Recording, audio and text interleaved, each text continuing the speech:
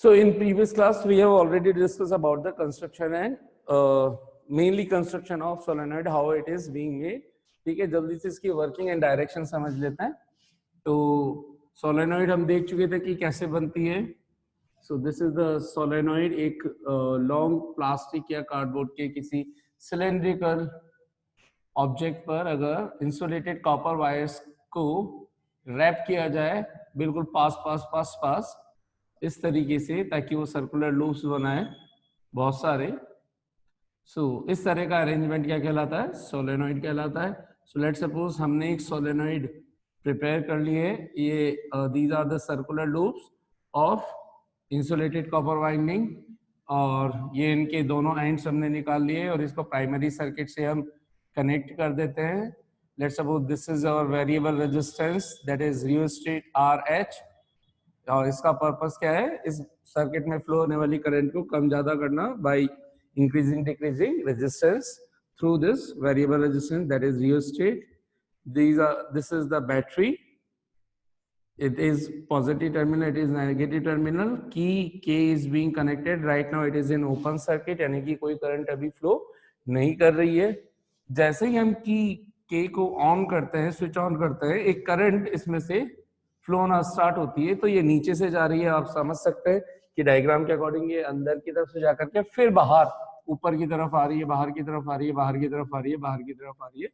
तो ऐसे सब में इधर बाहर आएगी, फिर अंदर जाएगी, फिर बाहर आएगी.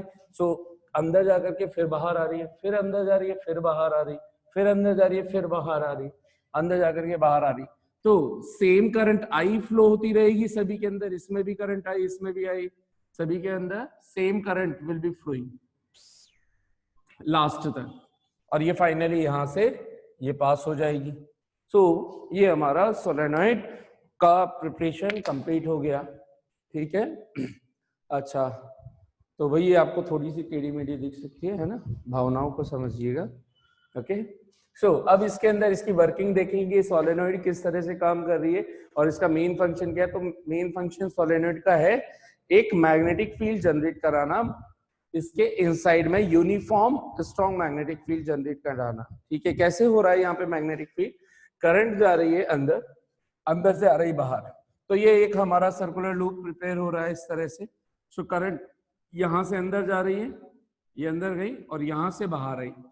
सो अगर हम right hand thumb rule use करें to find the direction of magnetic field, so हम अपनी फिंगर्स को, राइट हैंड के फिंगर्स को करंट की फ्लोइंग डायरेक्शन में कर्ल करेंगे इस तरह से, तो अंदर से बाहर.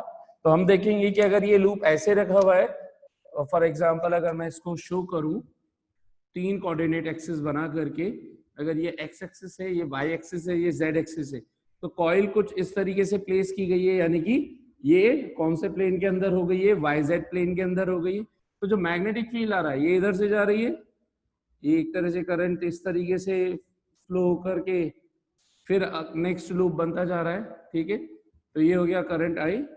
अब यहाँ से जो मैग्नेटिक फील्ड जनरेट हो रहा है उसको देखें तो थंब किस डायरेक्शन में आ रहा है? x डायरेक्शन में. सो हर एक जो लूप है, करंट लूप है, वो एक मैग्नेटिक फील्ड जनरेट कर रहा होगा B, यानी कि इस फर्स्ट लूप के कारण इस डायरेक्शन में कोई मैग्नेटिक फील्ड जनरेट होगा. सेम लूप है, सेम करंट इधर अंदर से ऊपर की तरफ बाहर की तरफ आ रही है, तो वापस इससे भी. It means every current loop will be creating some magnetic field till here. So अगर मैं लास्ट एंड बोलूं तो ये लास्ट एंड से मैग्नेटिक फील्ड की डायरेक्शन इधर है. मैग्नेटिक फील्ड की डायरेक्शन जिस डायरेक्शन में होती है, एरो जिस डायरेक्शन में होता है, हम जिस डायरेक्शन में होता है, वो कहलाता है नॉर्थ पोल. और ऐसे भी देखें, अगर हम डायरेक्शन क्लॉक रूल का जो मैंने आपको एंटी क्लॉकवाइज क्लॉकवाइज का रूल बताया था, तो अगर ये डायरेक्शन देखें तो यहाँ पे नजर आ रही है हमें कैसी? इस लूप के अकॉर्डिंग नॉर्थ. एंटी क्लॉकवाइज में क्या पोल जनरेट होता है? नॉर्थ. तो अगर इधर से देखेंगे तो नॉर्थ पोल जनरेट हुआ. ये चीज हम सीख चुके हैं कि हमेशा magnetic field line north pole से बाहर निकलती है. तो अगर इस डायरेक्शन से मैं देखूं तो मेरे को ये सामने नॉर्थ पोल नजर आ रहा होगा, क्योंकि करंट इस तरह से फ्लो हो रही है. तो इसके अपोजिट क्या पोल रहा होगा? साउथ. तो इसका मतलब अगर उधर से जाके देखूंगा तो लास्ट एंड किसकी तरह एक्ट कर रहा होगा? साउथ की जैसे. सो इधर से अगर हम देखेंगे, इधर से देखेंगे तो साउथ है, सामने से जाके देखेंगे तो नॉर्थ है. तो यहाँ पर ये फाइनली इस जगह पर कौन सा पोल जनरेट हो रहा है? एक तरह से नॉर्थ. नॉर्थ है तो नॉर्थ से मैग्नेटिक फील्ड लाइन बाहर निकलती है और साउथ पोल पे जाकर के एंटर करती है और ये क्लोज लूप बनाती है। क्लोज लूप कैसे बनाएगी, ये देखिए यहाँ पर, ये नॉर्थ है तो इससे एक निकली अंदर ही अंदर, ये इस तरीके से स्ट्रेट लाइन के अंदर ट्रैवल करेंगी और फिर यहाँ से फिर से ये बाहर निकल जाएंगी। फिर इसी तरह से ये दूसरी मैग्नेटिक फील्ड लाइन जनरेट हुई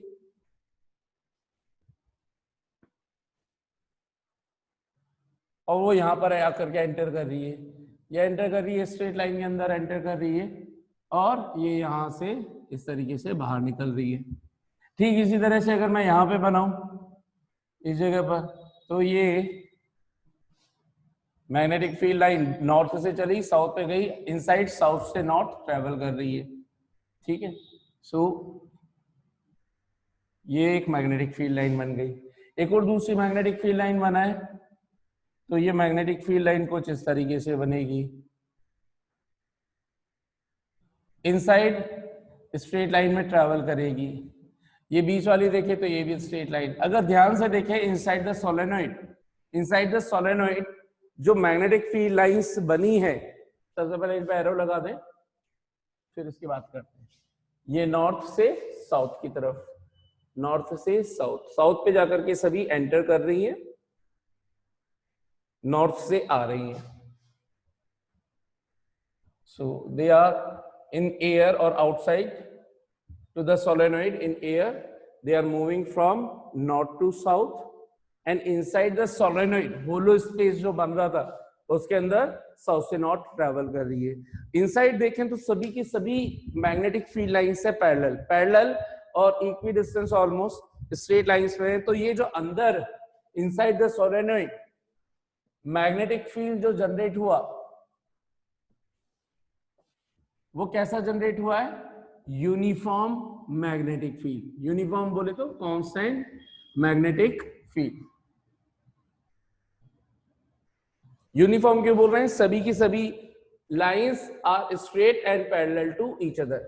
सो सिंस इनसाइड, ये फेमस क्वेश्चन है, आता है बहुत बार कि what kind of magnetic field will be generated inside the solenoid. So since inside the solenoid all magnetic field lines parallel and straight to each other, that's why they will be forming the uniform magnetic field. okay, so एक चीज ये हमें समझ में आती है। अगर outside the air पूछे तो ध्यान से देखें तो ये पास में इतना है, फिर इसके बाहर ये यहाँ पे इतना गैप में, फिर यहाँ से यहाँ तक और गैप। अगर मैं थर्ड बताना चाहूँ तो ये थर्ड ऐसे जाकर के और ऐसे आकर के और ऐसे मिल रहा होगा, तो इसको हम शो बस ऐसे कर देते, दो लाइन से इतना बड़ा पेज ना भर के बस यहीं तक शो कर देते हैं। इसको मैं रब करता हूं थोड़ा, ये साइड वाला, तो इसको कैसे शो करते हैं, ये अगर थर्ड आपको दिखा नहीं हो जो बड़ी बनने वाली है, बस उसको ऐसे लाके छोड़ देते हैं। ये अंडरस्टूड होता है कि ऐसे ट्रेवल कर रही होगी और यहाँ पर इस तरह से इसको इधर आधा इसको बना देते हैं। हमें पता है इधर से निकल रही है उधर एंटर कर रही है तो इसको कर देते हैं, तो अंडरस्टूड होता है कि एयर के अंदर ही। ध्यान से देखिए तो ये दूर होती जा रही है, जबकि जितनी लाइंस हमने बनाई थी उसमें ये इतनी दूर है, जबकि ये सब पास पास और इक्वी डिस्टेंस है। तो जो पास पास होती हैं वो मैग्नेटिक फील्ड स्ट्रॉन्ग जनरेट करती है। कहने का मतलब अगर magnetic field are crowdy in a particular area region या किसी भी एक पर्टिकुलर सेक्शन के अंदर, मैक्सिमम अगर मैग्नेटिक फील्ड लाइन पास पास होंगी यानी कि दे विल बी क्राउडी, तो हम बोलेंगे स्ट्रॉन्ग मैग्नेटिक फील्ड। अगर वही दूर दूर होंगी, अगर ये एक पैरेलल लाइन ऐसी है और दूसरा सेट में बना दूं, मान लीजिए 4 लाइंस का ऐसे हैं, ये भी पैरेलल ये भी यूनिफॉर्म बना रही है, लेकिन ये इतने बड़े एरिया के अंदर आ रही है, छोटे से एरिया में 4 लाइंस आ गई, तो हम बोलेंगे कि ये भी यूनिफॉर्म मैग्नेटिक फील्ड है, ये भी यूनिफॉर्म है, but this will be strong uniform magnetic field. लेकिन ये इसके कंपैरिजन में बात करूंगा तो ये कैसा मैग्नेटिक फील्ड कहलाएगा, वीक यूनिफॉर्म तो है क्योंकि पैरेलल है मैग्नेटिक फील्ड। क्लियर है? तो इस तरह से आउटसाइड अगर हम बात करें तो बहुत इनसाइड के कंपैरिजन में बहुत वीक मैग्नेटिक फील्ड जनरेट होता है। इसलिए सोलेनोइड को जो यूज किया जाता है वो इनसाइड वाली प्रॉपर्टी का यूज किया जाता है, क्योंकि strong magnetic field inside generate हो रहा है, बाहर वाले मैग्नेटिक फील्ड का ज्यादा यूज नहीं किया जाता। और फिर अगर देखेंगे तो फिर दूसरा यहाँ आएगा, इनके बीच में कोई मैग्नेटिक फील्ड है ही नहीं, यहाँ कोई मैग्नेटिक फील्ड है नहीं, मैग्नेटिक फील्ड कहाँ कहाँ पे, लाइंस जहां जहां पर है। तो जब इतने हिस्से में कुछ मैग्नेटिक फील्ड नहीं रहा तो इसकी अट्रैक्टिंग प्रॉपर्टी भी बहुत वीक होगी। तो that's why there is no use of outside magnetic field in general. So solenoid will be used for strong magnetic field inside it, ठीक है, इनसाइड वाले के लिए यूज की जाएगी। तो ये हो गया डायरेक्शन। अब हमने सीख लिए डायरेक्शन क्या है, करंट जिधर से फ्लो हो रही है उसमें आपको लूप देखना है। अब बहुत सी बार हो सकता है एग्जाम के अंदर क्वेश्चन के अंदर टर्न्स, ये सब कुछ डिपेंड करता है कि किस तरह से टर्न बना रखे हैं हमने। ये देखिए मान लीजिए मैंने ऐसे टर्न बना दिया,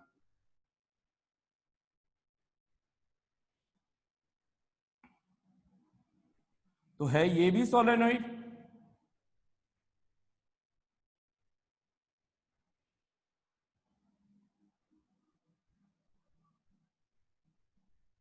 और इस तरह से मान लीजिए मैं बाहर लेकर के आ गया, ठीक है।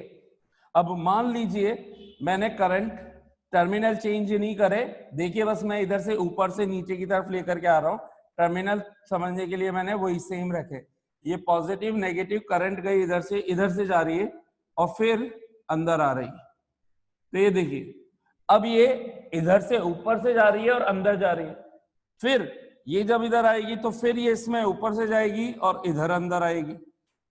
सो इसका मतलब एक तरह से लूप, हमारा ये जो लूप बन रहा है इसमें करंट कैसे फ्लो हुई है, ध्यान से देखो तो इधर ऊपर से फ्लो हुई है इस तरीके से। तो अगर मैं फिंगर्स को घुमाऊंगा तो इस टाइम मैग्नेटिक फील्ड इधर जनरेट होगा, इस टाइम पे मैग्नेटिक फील्ड इधर जनरेट होगा। तो ये पोल मेरा नॉर्थ कहलाएगा, ये पोल साउथ कहलाएगा, ठीक है। तो एक तो हुआ कि आपने सेम टर्मिनल रख करके भी किस तरह से लूप को अरेंज किया है ताकि करंट का फ्लो क्लॉकवाइज हो गया है कि एंटी क्लॉकवाइज हो गया। तो अगर मैं सामने से देख रहा हूँ तो इस टाइम पे लूप, ये वाला जो फाइनल लूप होगा, अगर इसको बोलूं तो ये ऐसा लूप चल रहा है, ये ऐसा लूप चल रहा है। तो ये लूप कौन सा कहला रहा है, क्लॉकवाइज। और क्लॉकवाइज में इधर क्या बनेगा, साउथ, उधर क्या बनेगा अपने आप ही नॉर्थ। तो एक तरीका ये हो गया। दूसरा तरीका, इसी सिचुएशन में अगर मैं टर्मिनल्स को इंटरचेंज कर दूं तो फिर मेरी करंट की डायरेक्शन भी रिवर्स हो जाएगी। अब आप खुद सोचिए, अगर इधर मैं पॉजिटिव बना दूं तो इधर ऊपर से जा रही होगी और इधर आ रही होगी, यानी कि इधर फाइनली इधर नीचे की तरफ आएगी, तो ये ऊपर जा रही होगी। तो इसकी भी डायरेक्शन सेम सिचुएशन में टर्मिनल चेंज कर दिए जाएंगे तो भी करंट की डायरेक्शन चेंज होने से मैग्नेटिक के पोल्स की डायरेक्शन जो है, poles north pole south pole, तो हम बोलते हैं polarity can be changed by changing the terminal, direction of terminal. या तो टर्मिनल चेंज कर दो, सेम चीज रख रखी है तो, या फिर लूप की अरेंजमेंट अलग कर दो अगर आप टर्मिनल नहीं बदल रहे। दोनों तरीके से हम मैग्नेटिक फील्ड की पोलैरिटी को चेंज कर सकते हैं। पोलैरिटी मींस जिस जगह नॉर्थ है वहां साउथ आ जाएगा, जिस जगह साउथ है वहां पर नॉर्थ आ जाएगा। So this is the direction of magnetic field. अच्छा, what are the those factors on which the strength of magnetic field depends on. So आप खुद सोच सकते हो कि हर एक लूप, एक अगर B magnetic field, B magnetic field, B magnetic field, B magnetic field, तो समझने के लिए, अगर समझने के लिए बात करें तो अगर हर एक लूप यूनिट होती है इसकी टेस्ला, ऐसा unit of magnetic field is tesla. Let's suppose हर एक मैग्नेटिक फील्ड का लूप 1 टेस्ला का मैग्नेटिक फील्ड जनरेट कर रहा है, तो 10 लूप्स होंगे तो 10 टेस्ला हो जाएगा, 20 लूप्स होंगे तो 20 टेस्ला हो जाएगा, ठीक है। इसका मतलब हम क्या बोलते हैं, जितना ज्यादा नंबर ऑफ करंट्स होंगे, नंबर ऑफ टर्न्स होंगे, उतना ही ज्यादा, जितने नंबर ऑफ लूप्स बढ़ जाएंगे उतना ही ज्यादा पावरफुल मैग्नेटिक फील्ड हो जाएगा, ठीक है। इसी तरीके से जितनी लॉन्ग डिस्टेंस तक हम यहां पर इसके लूप बनाएंगे तो लूप अपने आप ही ज्यादा हो जाएंगे। एक तरीका ये। अगर इसी सिचुएशन को समझे कि नहीं, आपको जो सिलेंड्रिकल पाइप है प्लास्टिक का वो सेम है, अब आप क्या करोगे, तो आप क्या बोलोगे, इसको इन जनरल कैसे बोला जाता है, इसमें हम बोलते हैं कि अगर हम per unit length number of turns बढ़ा दे, बात एक ही है, नंबर ऑफ टर्न्स ही बढ़ा रहे, बस इसको बोलने का तरीका दूसरा हो गया। क्यों हो गया, क्योंकि हमने 2 केस लिए, केस 1 केस 2, उसमें हमने सिलेंडर जो हमारे पास अवेलेबल था वो नहीं बदला। फॉर एग्जांपल ये ले लीजिए मार्कर, इसी मार्कर पर आपको एक बार वायर को लपेटना है, वायर आपके पास जितना चाहिए उतना ले लो, और दूसरी बार में भी इसी में वायर को आपको रैप करना है, और बैटरी फिक्स है, बैटरी फिक्स है, बैटरी की वोल्टेज चेंज नहीं कर रहे। तो अगर बैटरी की वोल्टेज चेंज नहीं कर रहे तो एक बार तो कोई हो सकता था इस तरीके से ये टर्न्स बना था 1 2 3 जा रहा पता नहीं 4 5 6 7, ठीक है, इस तरीके से। एक तरीका हो सकता था कि कोई दूसरा पर्सन इस तरीके से बनाता। तो अब आप खुद सोच सकते हैं, आपको समझ में आ गया होगा इस कॉमन सेंस के बेस पर, यहां पर मैंने एक्चुअल में क्या कर दिया, इनको पास पास कर दिया है, पास पास कर दिया है। तो अब कितना पास पास करूंगा, एक लिमिट से तो ज्यादा पास पास मैं कर नहीं सकता, एक लिमिट से ज्यादा तो मैं पास कर नहीं सकता। फॉर एग्जांपल देखिए, जैसे मैंने पहले भी समझाया था आप लोगों को कि मान लीजिए मेरे पास मार्कर है, मतलब प्लास्टिक का है, और ये इंसुलेटेड कॉपर वायर है। इसके टर्न एक तो मैं ऐसे बना सकता हूं, ठीक है, ये देखिए 1 2 3, ठीक। दूसरी सिचुएशन में मैं टर्न बना सकता हूं ऐसे, ऐसे। अब आप काउंट करेंगे तो देख लीजिए यहां पर कितने टर्न आ रहे हैं, 1 2 3 4 5 6 टर्न तो दिख गए आप लोगों को, ठीक है। एक तरीका ये हो सकता है, तो एक बार 3 4 थे, एक अब 6 हो गए। एक तरीका ये हो सकता है,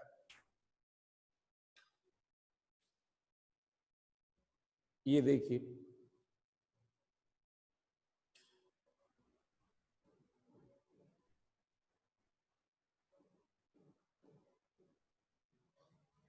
ये। अब ये इसके बाद मैं चाह करके भी इससे ज्यादा टर्न्स बढ़ा नहीं सकता। सो 1 2 3 4 5 6 7 8 9 10 11 12 13 14 15 16 17 टर्न्स आ गए। तो अब मैं चाह करके भी इससे ज्यादा नहीं बढ़ा सकता। तो क्या क्या बोलेंगे हम, हमने क्या बोला कि हम 1 सेंटीमीटर या यूनिट लेंथ पर कितने मैक्सिमम टर्न ला सकते हैं, जिस सोलेनॉइड में 1 सेंटीमीटर पर जितने ज्यादा टर्न होंगे। तो मान लीजिए थोड़ी देर के लिए यूनिट लेंथ को हम यहां बोल देते हैं, ये इसको मान लिया समझने के लिए सिर्फ, है ना, इतना बड़ा होता नहीं है। मान लिया मैंने कि ये 1 सेंटीमीटर। तो अगर मैं पूछूं इस सिचुएशन में 1 सेंटीमीटर में how many number of turns are coming, 3। जबकि इस नेक्स्ट वाली सिचुएशन के अंदर अगर मैं पूछूं कि इसके अंदर कितने टर्न्स आ रहे हैं, मान लीजिए 1 सेंटीमीटर के अंदर, तो ये 1 सेंटीमीटर यहां तक है, ये यहां तक है, 1 2 3 4 5 6 7 8, तो मान लीजिए 8 टर्न्स आ रहे हैं। तो यहाँ पे पर यूनिट लेंथ हमने क्या बढ़ा दिया है, मैग्नेटिक फील्ड बढ़ा दिया। नंबर ऑफ लूप बढ़ने का मतलब मैग्नेटिक फील्ड जनरेट हो गया। सो हम क्या बोलते हैं कि स्ट्रेंथ बोले या फिर मैग्नीट्यूड ऑफ, बुक्स में जनरली आपको वर्डिंग क्या लिखी हुई मिलेगी, magnitude of. So strength of या magnitude of magnetic field inside the solenoid depends on first number of turns per unit length, कि यूनिट लेंथ पर, इसको जनरली बोला जाता है स्मॉल एन से रिप्रेजेंट किया जाता है। इसकी काउंटिंग कैसे होती है, अगर मैं पूछूं कि मेरे पास मान लीजिए 3 सेंटीमीटर पर 9 टर्न्स है, ये 3 सेंटीमीटर बोल दिया मैंने टोटल, और यहां पे देखा मैंने 9 टर्न्स है। सो 1 सेंटीमीटर पे कितने टर्न्स लाई कर रहे होंगे, अपने आप ही आंसर आ जाएगा 3। अगर इसमें कहूं कि मान लीजिए कि ये जो सोलेनॉइड है ये सेम है 3 सेंटीमीटर की, इस 3 सेंटीमीटर के अंदर अगर मान लीजिए कि 18 टर्न्स या 21 टर्न्स लाई कर रहे हैं, 21 टर्न्स, इसका मतलब ये जो 21 टर्न्स है ये तो हुआ टोटल टर्न्स, और टोटल टर्न्स को हम रिप्रेजेंट करते हैं इन जनरल कैपिटल एन से। ये सिर्फ छोटी मोटी चीजें आपके एग्जाम में नहीं आएगी, एक्स्ट्रा नॉलेज दे रहा हूं आप लोगों को। तो अगर टोटल टर्न्स पूछूं आपके 3 सेंटीमीटर पे मान लीजिए 21 है, तो 21 को मैंने रिप्रेजेंट कर दिया एन। एन क्या बता रहा है, total number of turns on whole solenoid. तो इसका स्मॉल एन कैसे निकालूंगा, 21 टर्न्स 3 सेंटीमीटर पे, तो 1 सेंटीमीटर पे कितना, 21/3। इसका मतलब n अपॉन l, 3 सेंटीमीटर क्या इसकी लेंथ है, टोटल लेंथ। तो कैपिटल N को L से, लेंथ ऑफ सोलेनोइड से डिवाइड कर दे तो हमें क्या मिल जाता है, स्मॉल n, यानी कि number of turns per unit length. तो ये क्या होता है, capital N upon L। Capital N क्या है, total number of turns per unit length. तो L क्या है, total length of solenoid, total length of solenoid. Solenoid की काउंटिंग वहां तक की जाएगी जहां तक टर्न्स बने हुए हैं। अगर मैंने यहीं छोड़ दिया तो यहीं तक की सोलेनोइड मानी जाएगी, ये पूरी सोलेनोइड काउंटिंग ही नहीं होगी। तो इसका मतलब अब मान लीजिए कि थोड़ी देर के लिए मान लो मैंने इस सोलेनोइड यहीं तक बना करके छोड़ दी, ए यहीं तक बना करके छोड़ दी, और ये हिस्सा अगर मैं देखूं, मान लीजिए कि ये 2 सेंटीमीटर का है और 2 सेंटीमीटर के अंदर 2 सेंटीमीटर के अंदर मान लीजिए कितने 12 आ रहे, 12 टर्न्स आ रहे, तो 1 सेंटीमीटर पे कितना है, 6 है, तो 6 टेस्ला हो गया। हम बोलेंगे कि यूनिट सेंटीमीटर जो प्रोड्यूस कर रहा है उसके अकॉर्डिंग उससे कंपेयर कर लेंगे। ये सिर्फ समझने के लिए, मेन चीज है किस पर डिपेंड कर रहा है, टोटल नंबर ऑफ, जो टोटल मैग्नेटिक फील्ड है वो किस पर डिपेंड कर रहा है, number of turns per unit length. एक वन ऑफ द फैक्टर ये आपके लिए इंपॉर्टेंट था। सेकंड फैक्टर इसी तरह से किस पर डिपेंड कर रहा है, इस सिचुएशन में हमने ये माना था कि हमने बैटरी से करंट को चेंज नहीं किया, लेकिन अब अगर मैं बोलूं कि और सारी चीजें आप आजाद दो तो क्या क्या करके आप मैग्नेटिक फील्ड बढ़ा सकते हो, तो एक तरीका है बैटरी से करंट को बढ़ा दो। आई आ रही थी तो 2i होगी, तो अब हर एक लूप में 2i आएगी।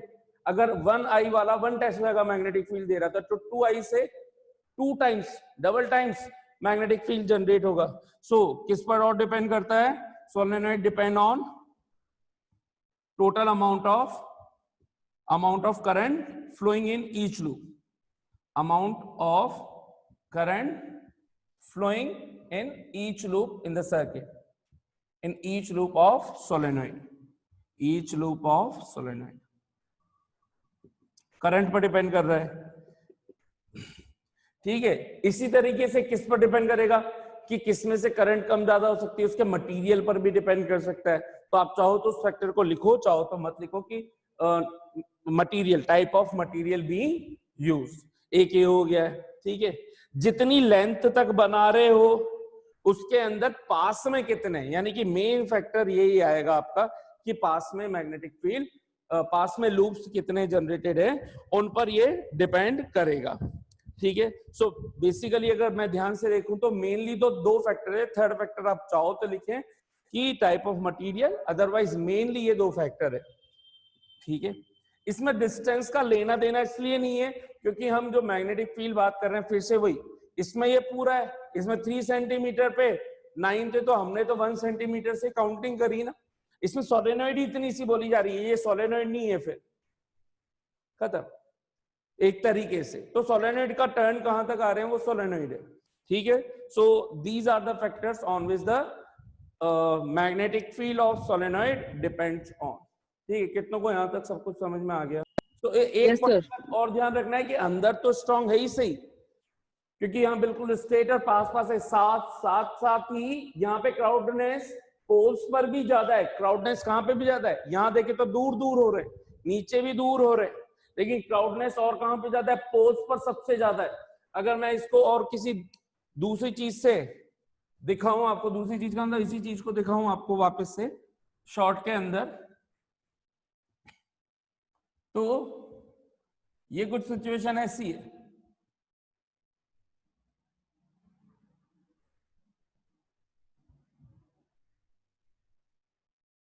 तो यहां पर आप देखोगे तो सबसे ज्यादा क्राउडनेस है, तो हमेशा मैक्सिमम क्राउडनेस कहां पे मिलेगी आपको, नियर द पोल्स।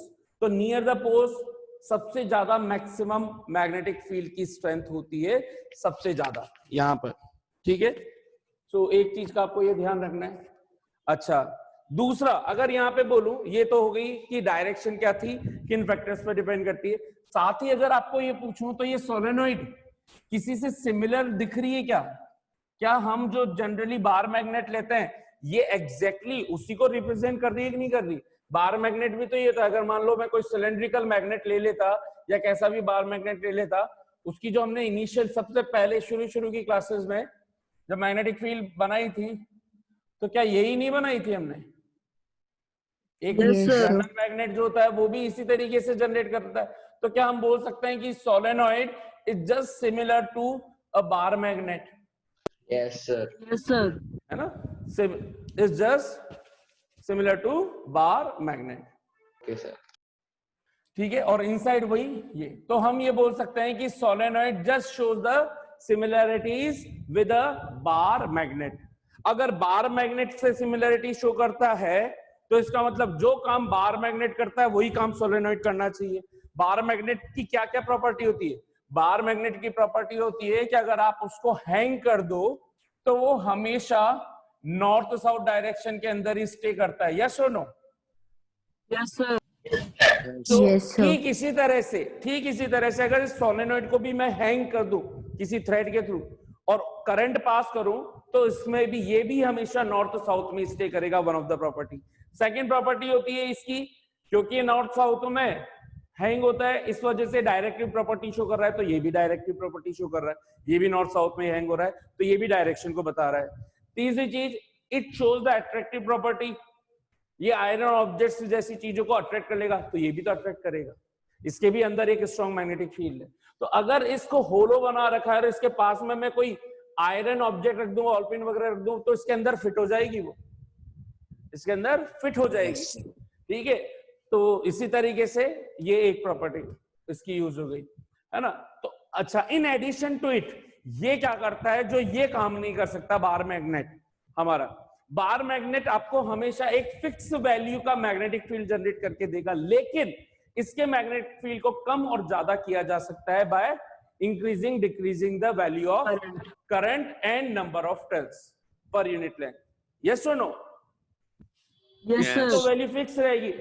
मान लीजिए अगर मैं इतना बड़ा आयरन, कोई आयरन ऑब्जेक्ट है, आयरन ब्लॉक है, एक तो उसको उठाना चाहता हूं और एक ये नॉर्मल कोई आयरन ऑब्जेक्ट है इसको उठाना चाहता हूं, तो ये इसको तो अट्रैक्ट करके इससे चिपका लेगा, लेकिन क्या ये इतने बड़े आयरन पीस को उठा पाएगा क्या? No sir. तो यहां पर ये हमें फैसिलिटी मिल जाती है कि इसको अगर इतना स्ट्रॉन्ग मैग्नेटिक फील्ड दे दें और ये स्ट्रॉन्ग है इसके थ्रू, तो इसको उठाया जा सकता है। सो जो बड़ी बड़ी कारों को, बड़ी बड़ी चीजों को जब उठाया जाता है तो वहां पर इसी का कॉन्सेप्ट यूज करते हैं, और इस सिचुएशन में हम एक इलेक्ट्रोमैग्नेट जनरेट करते हैं। तो बेसिकली हम करते क्या है, हमें अगर इसका कॉन्सेप्ट समझ में आया तो इससे हम एक इलेक्ट्रोमैग्नेट जनरेट करते हैं। इलेक्ट्रोमैग्नेट में क्या करते हैं हम, इसके अंदर कुछ भी आयरन ऑब्जेक्ट डाल दो, फिक्स कर दो, यानी कि अब आयरन, सॉफ्ट आयरन कोर पर ही हमने वाइंडिंग कर दी। तो जैसे इसको मान लो अब ये आयरन का ऑब्जेक्ट है और उस पर मैंने वायरिंग कर दी, तो ये अंदर पूरा का पूरा, क्योंकि मैग्नेटिक फील्ड चल रहा है और ये खुद आयरन है, तो इसके पास भी मैग्नेटिक प्रॉपर्टी आ गई। अब इससे मैं कोई दूसरा आयरन ऑब्जेक्ट उठाऊंगा तो वो इससे चिपक जाएगा। तो ये प्रैक्टिकल आपने किया होगा, नहीं किया तो घर पे करके देखना सब लोग, कि आप आयरन नेल लेना, उस पे एक छोटा सा थिन, थोड़ा सा ज्यादा थिक मत लेना वरना हीट ज्यादा मिलेगी आपको, एक थिन कॉपर वायर लेना और इससे एक पेंसिल सेल, एक या दो पेंसिल सेल आप कनेक्ट करवा देना। ठीक है, इस तरीके से। अब आप इसको किसी भी ऑलपिन वगैरह के पास में लेकर के जाएंगे तो ऑलपिन इससे चिपक जाएगी, यानी कि अब जो ये आयरन की नेल है, आयरन की मतलब कील जो है, ये किसका काम करने लग जाएगी? मैग्नेट का काम करने लग जाएगी। ठीक है, यस सर। तो इसकी प्रॉपर्टीज कहां कहां पे हो सकती है, अब आप खुद सोचो। बहुत वाइड एप्लीकेशंस हो सकती है, जहां भी किसी भी एक तरह से बहुत बड़े बड़े आयरन ऑब्जेक्ट्स को उठाना है, वहां पे ऐसे बड़े बड़े इलेक्ट्रोमैग्नेट्स, इनको अब ये चीज जो बनी, इस व्यवस्था को, इस चीज को क्या बोलते हैं? इलेक्ट्रोमैग्नेट। इलेक्ट्रोमैग्नेट। अब मान लीजिए इसी को मैंने एक बड़ा रूप दे दिया, बहुत बड़ा क्रेन जैसा, तो उससे बड़ी बड़ी कारें उठ जाएंगी। अब कार चिपक गई मान लो इससे, ये बड़ी फॉर्म है, अब इसको मुझे वापस नीचे गिराना है तो मैं क्या कर दूं, यहां से स्विच ऑफ कर दूं। स्विच ऑफ करते ही क्या हो जाएगा? करंट बंद तो मैग्नेटिक फील्ड बंद, तो ये इससे इसका मैग्नेटिक अट्रैक्शन खत्म, ये नीचे वापस गिर जाएगी। तो हम जब चाहे मैग्नेट बना सकते हैं, जब चाहे मैग्नेटिक फील्ड हटा सकते हैं। सो वाइड एप्लीकेशन है इसकी, बहुत ज्यादा एप्लीकेशन है। ठीक है, ठीक इसी तरीके से और कहां पे एप्लीकेशंस हैं। सो व्हाट इज इलेक्ट्रोमैग्नेट, पहले इलेक्ट्रोमैग्नेट समझ लें कि electromagnet is just like a solenoid which will work till the current is passing through it. If a soft iron core, isko soft iron core maan lo, if a soft iron core is placed inside a solenoid, then after passing a current through the solenoid, the arrangement is called an electromagnet. Hence we can say electromagnet is a temporary magnet which will work till the current is supplied to the circuit.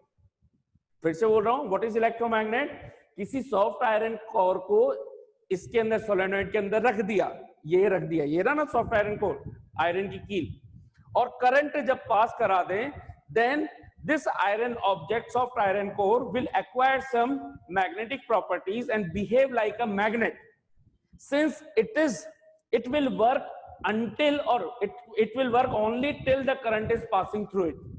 Whenever the current will be stopped, it will also lose its magnetic properties, and hence we can say electromagnet is that temporary magnet which can work, which will just like a solenoid, which is just a solenoid in which a soft iron core is placed inside it. And electromagnet is just a solenoid in which a soft iron core is placed inside it and a current is passed through it. So it will behave as a magnet since it acquires some magnetic property. It will work till only the current is passed. Hence we can say electromagnet is a temporary magnet.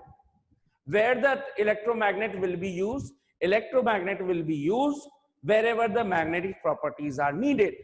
For example, to lift the bigger object, the bigger iron objects. In medical fields, कुछ कहीं पे गिर गए, मान लीजिए एक welding वगैरह का काम चल रहा था, कहीं एक्सीडेंट हो गया, वो वहीं पे जाके गिरा, आयरन ऑब्जेक्ट्स अंदर चले गए, स्ट्रॉन्ग मैग्नेटिक फील्ड लाएंगे और वुंड में से आयरन ऑब्जेक्ट्स को खींच लिया जाएगा, इसकी अट्रैक्टिव प्रॉपर्टी के कारण। तो इलेक्ट्रोमैग्नेट का बहुत बड़ा यूज है। तो मेडिकल में हो गया, इन जनरल कहीं पे पानी वगैरह के अंदर कोई आपका आयरन की चीजों को ढूंढना करना है, आयरन ऑब्जेक्ट्स को ढूंढना है, मलबे में से, कीचड़ में से, कचरे में से आयरन ऑब्जेक्ट्स को बाहर निकालना है, वहां इसका यूज है। सो this is having a wide variety. In fact जो डोर्स होते हैं, सिक्योरिटी डोर्स जो ऑटोमेटिकली क्लोज हो जाते हैं, that also based on this. इसके अंदर एक होल होता है, यही ऐसा, ये मान लीजिए ये आपका है क्या, सोलेनॉइड, इसके अंदर के अंदर ही ये वायरिंग चल रही है ना, जो मैं शो नहीं कर रहा हूं।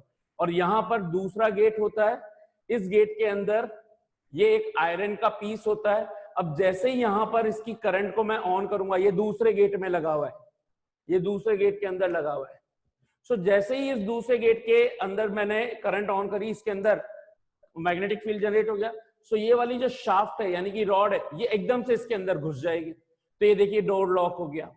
और जब मैं करंट बंद करूंगा या अपोजिट डायरेक्शन में करूंगा, तो अपोजिट डायरेक्शन के अंदर ये इधर की तरफ इंसर्ट हो जाएगी और ये डोर ओपन हो जाएगा वापस से। सो सिक्योरिटी डोर्स के अंदर इसकी बहुत बड़ी एप्लीकेशन है, बहुत जगहों पर इसकी एप्लीकेशन है। कितनों को ये सब कुछ समझ में आ गया, इलेक्ट्रोमैग्नेट एंड ऑल सब कुछ।